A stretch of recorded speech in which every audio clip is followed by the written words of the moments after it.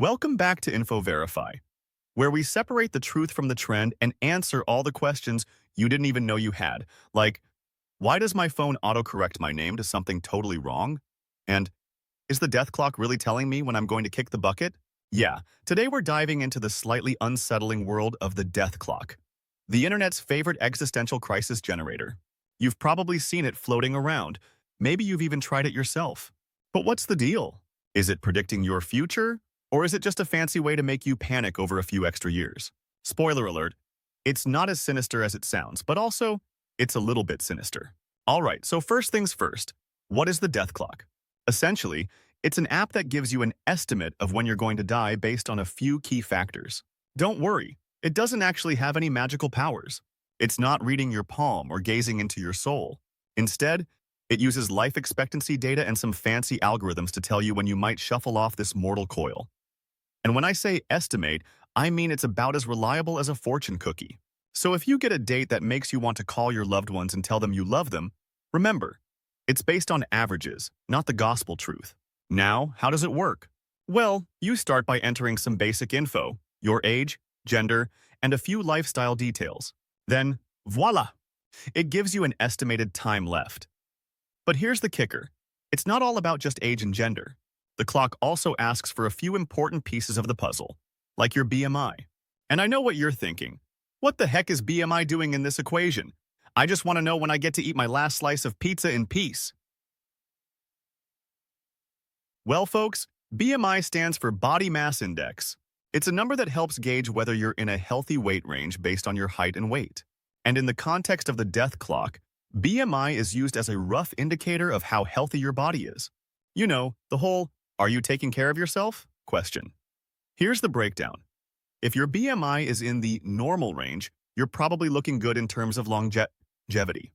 If you're in the overweight or obese categories, the clock might give you a bit of a less cheerful date. Not because it's cursing you, but because higher BMI is statistically associated with higher risks of health issues like heart disease, diabetes, and so on. Now, here's where things get interesting. The death clock also uses AI to make predictions. Yep, that's right. Artificial intelligence. The thing that makes your phone think you want to text your ex when you're just trying to type excited.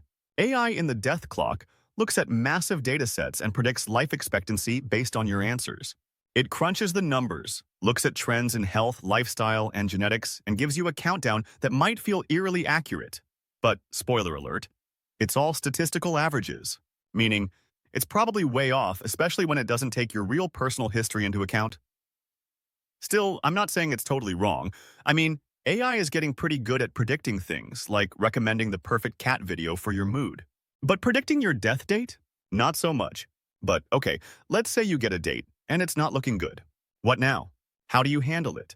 Well, first off, don't panic. You've still got time to change things around.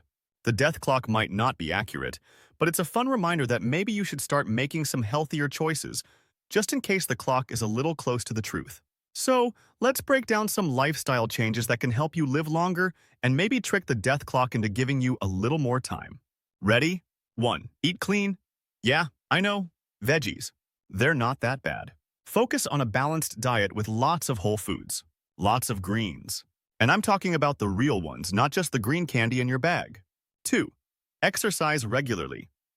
Turns out moving your body actually keeps it working better for longer.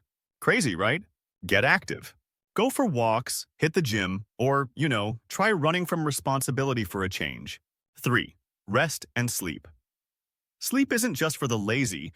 Your body needs rest to repair itself, recharge, and keep functioning. So treat your body like the temple it is. But don't just sleep for 15 hours straight. Balance is key. 4. Manage stress. If the death clock is telling you to chill, maybe take it literally. Stress is one of the biggest health killers. Try some yoga, meditation, or even just binge-watching cat videos to reduce that anxiety. If you make these changes, maybe, just maybe, you can live long enough to laugh at the death clock when it tells you you've got 24 hours left. Before we wrap up, don't forget to hit that subscribe button and join the InfoVerify squad. We've got more videos that'll make you laugh, think, and probably question your entire existence. Seriously, you won't want to miss what's coming next. And hey, drop a comment below if you've ever tried the death clock. What did it say? Are you living on borrowed time? Or are you kicking it with a few decades to spare? Now, back to the death clock itself. Is it real? Not really. Is it a fun way to spark some slightly terrifying introspection? Absolutely. But if it gives you a wake-up call to start taking care of yourself, then I guess, in a weird digital way, it's doing its job. So the next time you feel like checking out the death clock, just remember, it's not about when you die, but how you live. And hey, we all know it's better to live your best life than to sit around watching a clock countdown. Stay healthy, stay happy, and stay skeptical, folks. Catch you next time, and until then, remember to take care of your body, because it's the only one you've got.